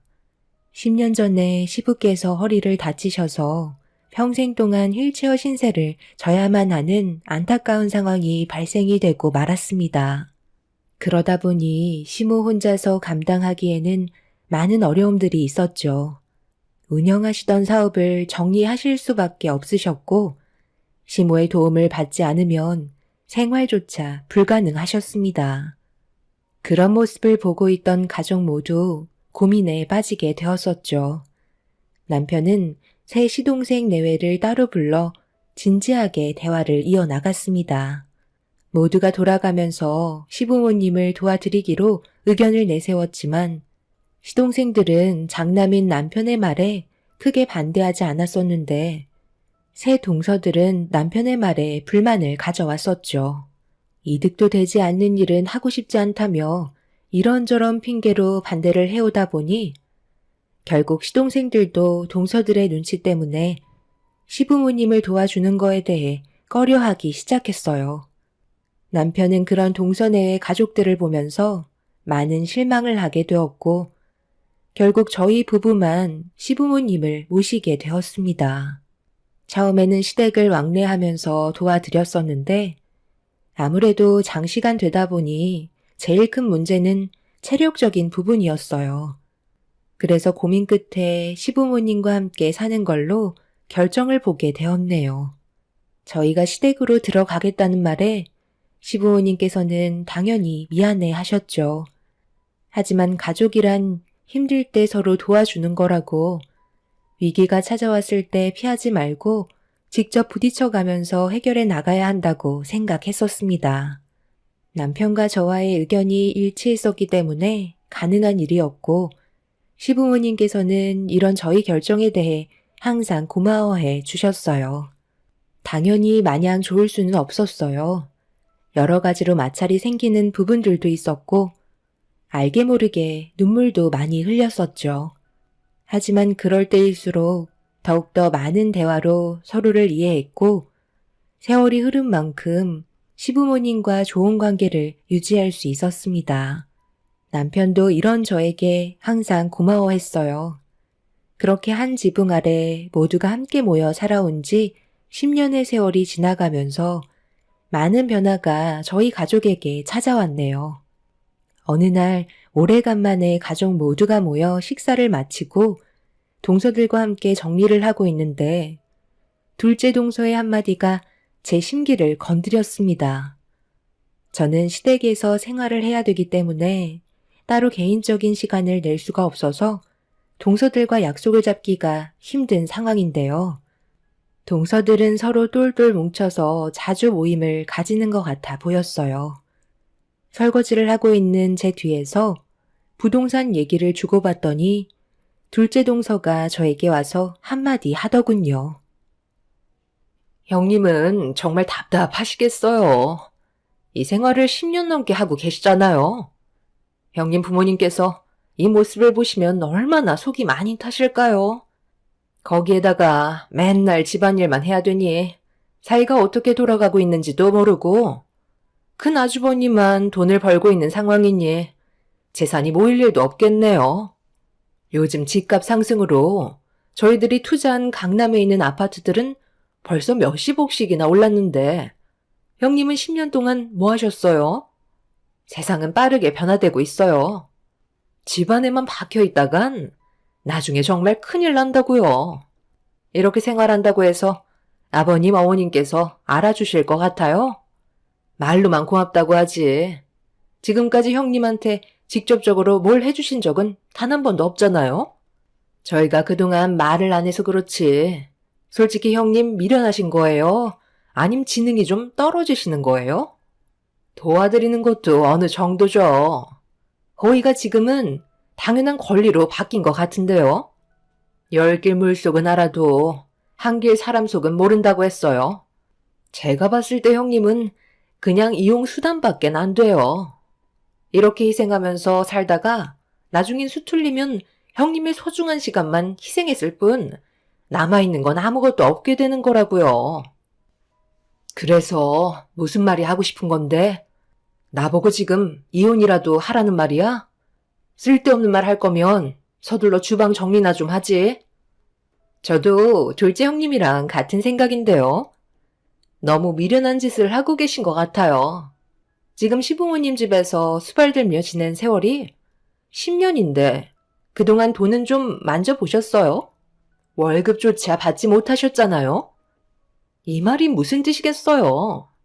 형님은 그냥 평생 무료 봉사만 하시는 거라고요. 저희가 오죽했으면 이런 말까지 꺼내겠어요? 형님의 인생이 불쌍해서 그래요. 정작 집 한 채도 없는 무주택자인데 앞으로 어떻게 살려고 하시는지 정말 이해를 못하겠어요. 계획도 없으신 거죠? 10년을 이렇게 살아오셨는데 앞날에 변화가 있겠어요? 앞으로도 똑같겠죠. 큰 아주버님도 아무런 계획 없이 그냥 살고 계신데 집안에만 박혀서 사는 형님이 다를 게 없죠. 괜히 시간만 버리지 마시고 최대한 빨리 정리하세요. 이게 사람 사는 거예요?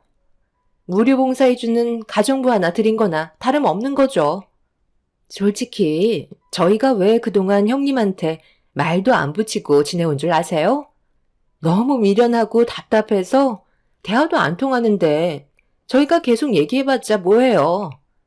괜히 큰 아주버님한테 한 소리밖에 더 들어요. 저희가 이 얘기한 거 또 쪼르르 달려가 아주버님께 얘기하실 건 아니시죠? 동서들은 제가 한심하다는 듯 쳐다보고 있었어요. 제가 동서들과 그동안 대화를 섞지 않았던 건 자기들보다 우리가 경제적으로 못 산다고 평소에도 무시를 해왔었는데 제가 이용만 당하고 있다며 지능이 부족한 것 같다고 얘기하는 동서들의 예의 없는 행동들에 동요되고 싶지 않아 그동안 무시하면서 지내왔었네요. 그런데 제가 계속 무반응을 보이니 또다시 입이 근질거렸는지 오래간만에 모인 자리에서 동서들은 저에게 생각 없이 막말을 꺼내고 있었습니다. 시부모님 모시는 건 누구의 부탁이 아닌 제가 원해서 그랬던 거였고, 10년간 시댁에 살면서 저는 단 한 번도 이용당하며 살고 있다는 걸 느껴본 적이 없었어요. 남편과 제가 시댁에 들어온 이후 시모가 손가락 하나 까딱하지 않고 저에게 모든 걸 시키셨다면 당연히 동서들이 말한 것처럼 이용당하고 있다고 생각할 수 있었겠죠. 하지만 시모는 제가 옆에 있어주는 것만도 고맙게 생각하셨어요. 그래서 저보다 더 많이 움직이시고 가끔 가족들 모임이 있을 때도 제가 고생하는 게 싫어서 저보다 몇 시간 먼저 일어나셔서 음식 준비를 하고 계십니다. 10년의 세월 동안 시모의 모습은 조금도 변화가 없으셨어요. 이렇게 잘 대해주시는데 동서들은 저희 가족 관계에 대해 알려고 하지도 않았고 무조건 본인들에게 피해가 갈까봐 거리를 뒀으니 어떤 생활을 하고 있는지 전혀 알지 못하고 있었죠. 그렇게 주방 일을 끝낸 뒤 가족 모두가 한자리에 모였는데 휠체어를 타고 계신 시부께서 시동생들에게 앞으로 어떻게 살아갈 건지에 대해 물어보기 시작하자 동서들의 표정이 점점 굳어지고 있었네요. 너희들이 내 자식들이라면 이렇게까지 하는 건 인연을 끊겠다는 거야? 어떻게 된 게 큰아들 빼고 너희들은 하나같이 집안에 도움을 주려고 하지 않는 거야? 돌아가면서 서로 도와주며 사는 게 그렇게 힘든 거니? 너희 큰형이 고생하는 거 안 보여? 고생은 원래 사서 하는 거라잖아요. 형이 원해서 하는 거지. 저희가 원하는 건 아니잖아요. 몸이 불편하시면 요양원을 가세요. 왜 가족 모두를 힘들게 하시려는 건데요? 큰형 힘든 것도 모자라 저희한테까지 부담을 주시려는 건 잘못됐다고 생각하는데요. 부모면 자식들에게 피해가 가지 않게 해야죠. 되려 짐을 주면 어떡해요? 쓸데없는 말씀 하실 거면 먼저 일어나 볼게요. 이런 말 들으려고 저희가 시간 내서 온 건 아니라고요. 지금 여기까지 와서 밥 먹는 시간도 아까워 죽겠는데 그래도 자식된 도리로 온 것뿐이니 이제 그만하세요. 10년 전이랑 10년 후의 삶은 많이 변했다고요. 그때야 아버지에 대한 마음이 컸다면 지금은 제 가족을 먹여 살리기에도 바쁜데 뭐하러 여기까지 와서 시간을 낭비하면서 저희 인생의 피해를 봐야 해요? 고생은 형 혼자 하라고 하세요. 저는 그렇게까지 하고 싶은 마음은 없네요. 엄마도 이제 그만 좀 하면 안 돼요? 언제까지 아버지 붙잡고 계실 건데요? 그냥 요양원에 모시라니까요. 그래야 모두가 편하다고요. 이 사람 말이 100번 울어요. 아버님 괜히 고생만 시키려 하지 마시고 조용히 들어가시는 게 모두를 위한 길이세요. 둘째 동서내외의 시작으로 셋째, 넷째도 불만을 쏟아내기 시작했고 참고 있던 남편은 결국 화를 내고 말았습니다.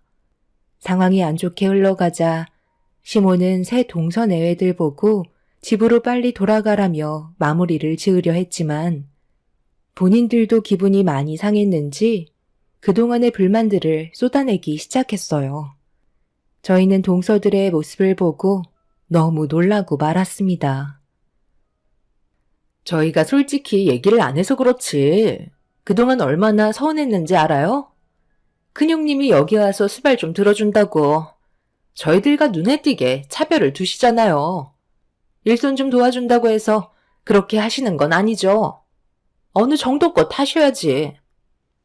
너희들 그만하지 못해? 여기 싸우러 온 거니? 당연히 우리 집에 와서 고생한 만큼 신경 써주는 건 타당한 건데 그게 뭘 서운하다는 거야? 너희들은 하고 싶은 거 다 하면서 누리고 있잖아. 그런데 큰 며느리 봐라. 10년 동안 잠깐 외출하는 것 말곤 집 밖을 제대로 나가본 적 있니? 명절날 외에는 거의 다 집에만 있었다고. 너희들이 서로 조금씩 이해하고 도왔다면 이렇게까지 힘들진 않았겠지? 그런데 차별을 한다고? 너희들이 큰 며느리를 먼저 따돌리고 무시하면서 살아왔던 것들은 전혀 생각하지 않니? 안 보고 있는 것 같아도 뒤에서 전부 다 살피고 있었다. 적어도 우리 집안의 큰 며느리면 너희들이 그런 식으로 행동하면 안 되지. 차별받지 않고 대우받고 싶으면 생각부터 뜯어 고쳐라. 뭘 뜯어 고쳐야 한다는지 이해를 할 수가 없는데요. 오히려 저희한테 잘 하셔야죠. 앞날이 어떻게 될지 아무도 모르는데 나중에 저희한테 손을 벌리게 될 날이 안 오실 것 같아요. 아버님이 요양원으로 들어가시기만 하셨어도 가족 간의 관계에 문제가 일어나진 않았겠죠. 그동안 자식들을 키워줬으니 그에 대한 보답을 받으시겠다는 거예요? 그런 생각을 가지시는 게 오히려 잘못됐다고 생각하는데요. 자식들 좀 그만 힘들게 하시고 이제 요양원으로 들어가세요. 그러니까 내가 요양원에 들어가지 않아서 이런 일이 생겼다는 거야? 너희들의 마음 충분히 알았고 두 번 다시 바라지 않으마. 하지만 너희들도 절대 우리한테 찾아와서 손 벌리는 일 없도록 해라. 앞으로 얼마나 잘 먹고 잘 사는지 두고 보겠지만 더 이상 얼굴 보고 싶지도 않으니 우리 집에 두 번 다시 고개 내밀지 말고 어떻게 살아가든 신경 쓰지도 마라. 몸은 움직이지도 못하시는데 입은 날이 가면 갈수록 점점 더 살아나시는 것 같다니까. 아버님 마음 잘 알았으니까 저희 이제 그만 일어나 보도록 할게요. 원하시는 대로 해드리죠. 시간이 지나도 절대 연락하지 마시고 도움받을 생각 꿈도 꾸지 마세요. 평생 큰형이랑 큰형수 끼고 살면 되겠어요. 아버지가 원하시는 대로 이용해 먹을 수 있잖아요. 저희는 세월이 지나 두 분이 세상을 떠나신데도 장례식장에 발도 들이지 않을 거니까 두 번 다시 연락 안 주셨으면 좋겠네요. 둘째 시동생이 자리에서 일어나면서 뱉은 말은 절대 하면 안 되는 말이었어요. 저희 가족 모두 엄청난 충격을 받았고 남편은 둘째 시동생의 말에 화가 머리끝까지 올라와서는 가만두지 않겠다며 멱살을 잡아 흔들었습니다.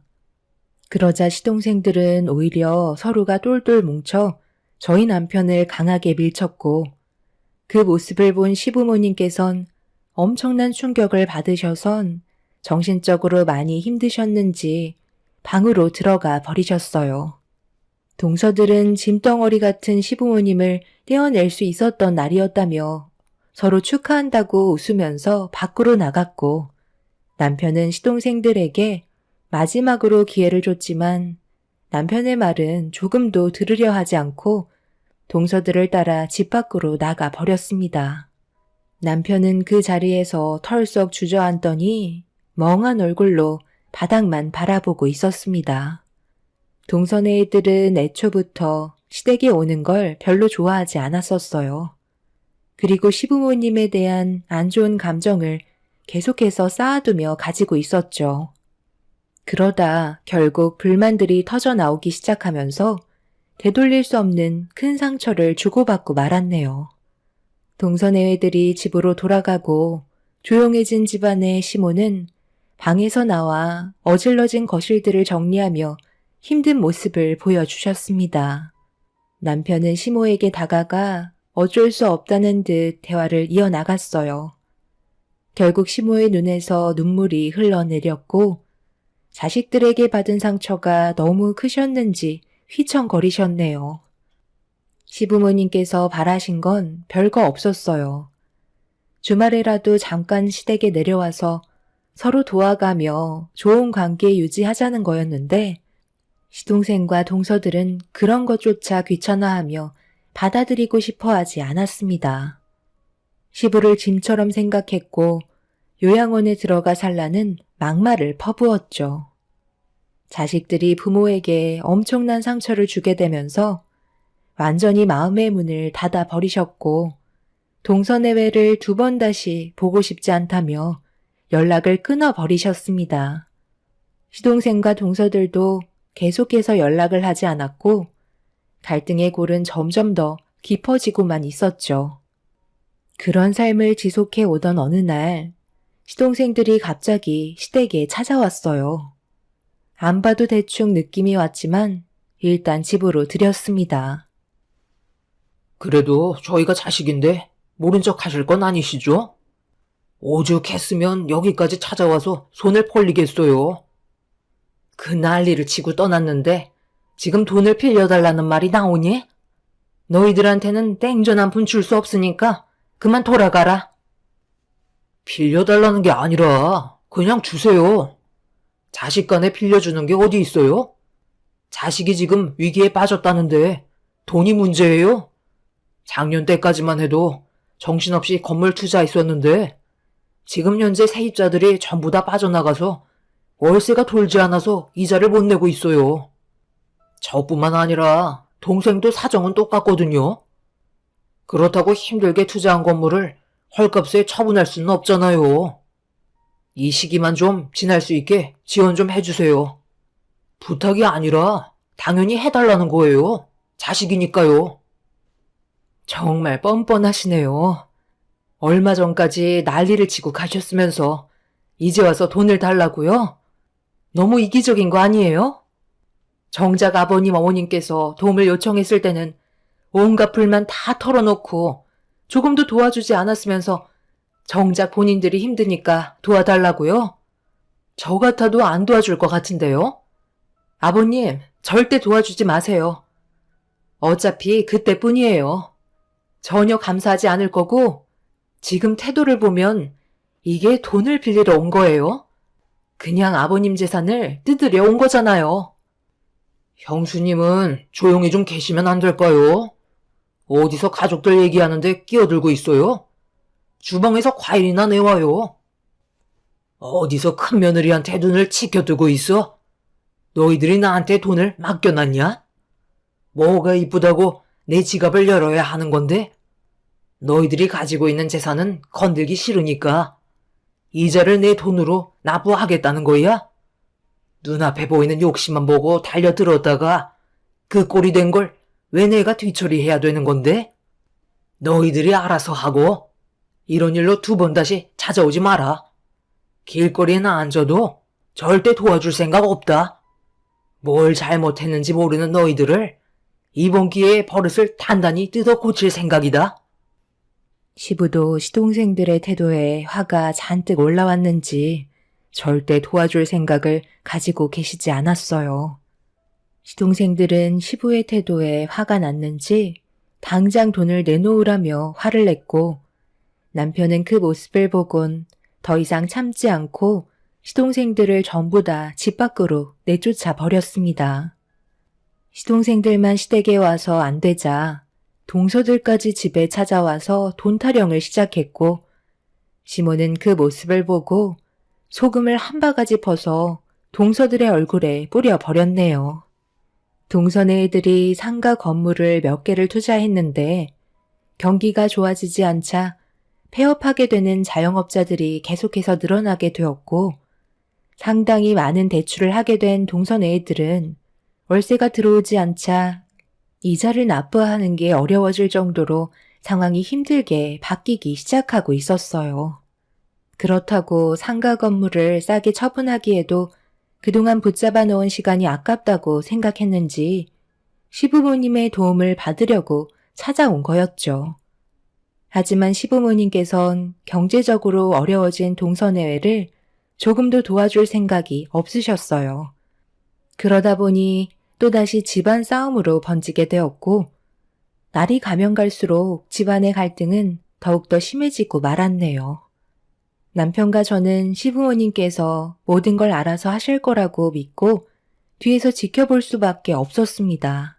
결국 동서네 애들은 시부모님께 땡전 한 푼 얻지 못하게 될 거라는 걸 알게 되자 더 이상 연락도 없었고 시댁에 찾아오지도 않았습니다.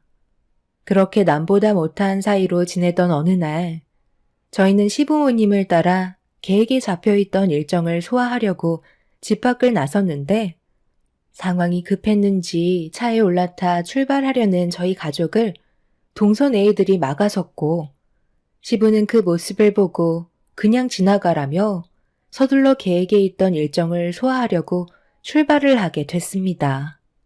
동서내외는 저희를 끝까지 쫓아왔고 어느 한 건물에 도착을 하게 되자 동서내외들은 급하게 차에서 내려 사색이 된 얼굴로 저희를 보며 다가왔어요. 그리고 시모가 차에서 내렸고 잠시 뒤 시부가 지팡이의 몸을 의지한 채 차에서 걸어 나오셨습니다. 아버님, 어떻게 차에서 혼자 걸어 내려오실 수 있으신 거예요? 분명 사고로 허리를 다치셔서 휠체어에 몸을 의지하지 않으면 움직이지 못하시잖아요. 언제부터였어요? 왜 저희한테는 한마디 말도 안 하신 건데요? 그리고 여기는 왜 오신 거죠? 병원 개원식이 아버님이랑 연관되어 있는 거예요? 저희가 알지 못하는 것들이 도대체 얼마나 있는 거예요? 뭘 그렇게 알고 싶은 거냐? 너희들이 언제부터 우리 가족 일에 신경 쓴 적이 있었어? 내가 걸어 다니던 휠체어를 타고 다니던 그것들이 너희들한테 그렇게 중요한 거야? 입 아프게 설명하고 싶지 않으니까 개원식 방해하지 말고 당장 물러가라. 아버지, 그건 아니죠. 저도 자식인데 당연히 알 권리가 있는 거라고요. 언제부터 걷기 시작한 거예요? 너희들이 관심이 없었던 거지. 5년 전부터 조금씩 걸으실 수 있으셨다. 그런데 왜 비밀로 했냐고? 보면 모르겠니? 너희들이 하는 짓이 이 모양 이 꼴인데 굳이 말할 필요가 뭐가 있어? 이 건물은 너희 아버지가 전 재산을 투자한 병원이다. 10년간 고생한 큰애들의 명의로 넘겨주신 건데 뭐가 잘못됐니? 이 정도는 당연히 해줘야 하는 거 아니야? 너희들이 그동안 큰애한테 무주택자라고 무시하는 동안 이 건물은 계속해서 올라가고 있었다. 우리는 몇 번이나 너희들에게 기회를 주려 했지만 그걸 전부 다 걷어차놓고 이제 와서 뭘 어쩌게? 이왕 온 거 개원식 떡이나 한 봉지씩 가지고 돌아가라. 이런 걸 진작에 말씀하지 않으셨으니까 저희가 그런 태도를 보인 거죠. 이 병원을 아주버님과 형님 소유로 가질 수는 없는 거라고요. 이 사람도 자식이니까 당연히 재산에 관여할 문제는 있는 거예요. 절대 아버님이 원하시는 대로 하실 순 없어요. 동서, 아직도 상황 파악이 안 돼? 지금 뭐가 잘못됐는지 전혀 모르겠어? 왜 동서들이 그동안 시부모님께 상처 줬던 행동들에 대해 용서를 구하지 않는 거야? 내가 얘기했잖아. 잘못은 인정하고 시부모님 말에 귀를 기울이라고 몇 번이나 얘기했는데 본인들이 잘났다고 그동안 무시했으면서 이제 와서 눈앞에 돈이 보이니까 너무 분하고 억울해? 동선의 애들은 개원식에 참석하기 위해 지팡이에 의지한 채 혼자서 걸으시는 시부를 보며 일제히 벌벌 떨고 있었어요. 엄청난 충격으로 다가왔는지 더 이상 아무 말도 하지 못하고 그 자리에 굳어 있었습니다. 본인들이 시부모님께 했던 상처되는 말들은 전부 주워 담을 수 없다는 걸 그제서야 알게 되었는지 땅을 치며 후회하고 있었네요.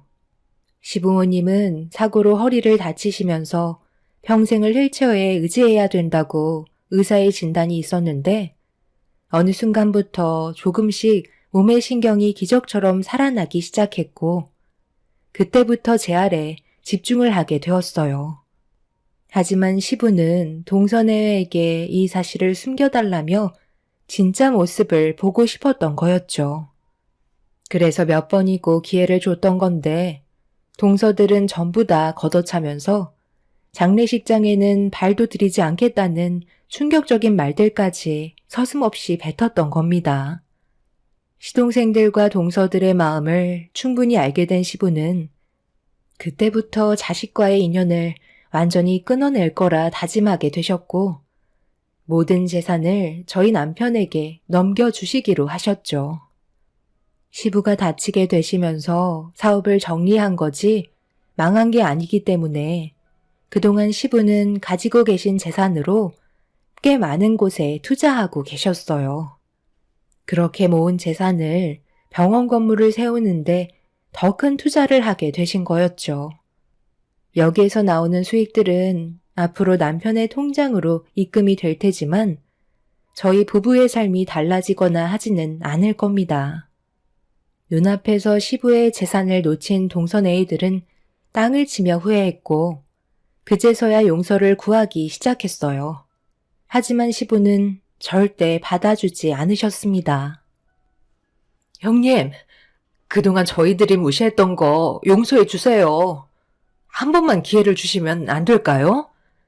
저희 사정 잘 알고 계시잖아요. 이러다 정말 길바닥에 주저앉게 될지도 모른다고요. 그동안 투자했던 것들 전부 경매로 넘어가기 직전이라고요. 대출빚도 못 갚으면 앞으로 저희들 어떻게 살라고요? 어떤 상황인지 충분히 알았으니까 용서받을 기회를 한 번 정도는 줄 수 있지 않아요?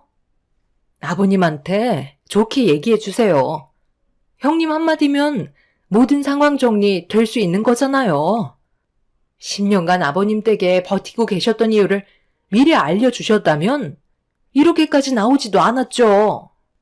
그냥 휠체어 타고 계신 아버님 수발들 생각하니 너무 끔찍했던 것 뿐이에요. 나라고 아버님 뜻을 알고 있었겠어? 나랑 애들 아빠도 최근에서야 알게 된 거야.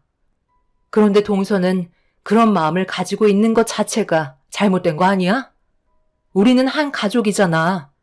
서로 힘들 때 도와줘야 하는데 동서들은 어떻게 했어? 오히려 힘들 때 거리를 두면서 조금도 도와줄 생각을 하지 않았잖아? 그런데 이제 와서 눈앞에 세워진 병원 건물을 보니까 군침이 흐르는 거야? 미안하지만 이번만큼은 나도 어떻게 할 수 없을 것 같네. 개원식 시작해야 되니까 그만 돌아가죠.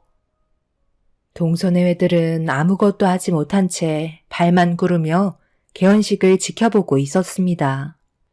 그런데 시부의 재산을 저희 부부에게만 넘겨줬다는 이유로 시동생들은 이 부분에 대해 법적 소송을 준비하고 있네요.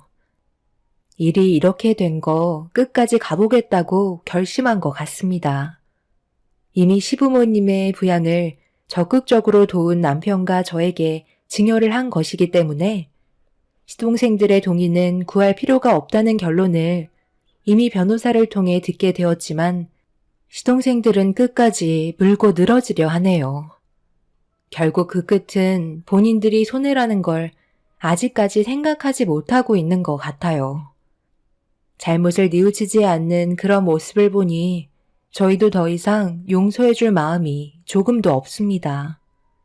가족이란 힘들 때 서로 도와줘야 한다고 생각해요.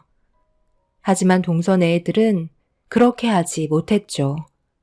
여러분들 가족분들 중에도 저희와 비슷한 경험을 하신 분들이 계실까요? 앞으로 2번 다시 엮이고 싶지 않고 도움도 주고 싶지 않습니다. 제 사연 들어주신 분들 오늘 하루도 행복하시길 바랍니다. 감사합니다.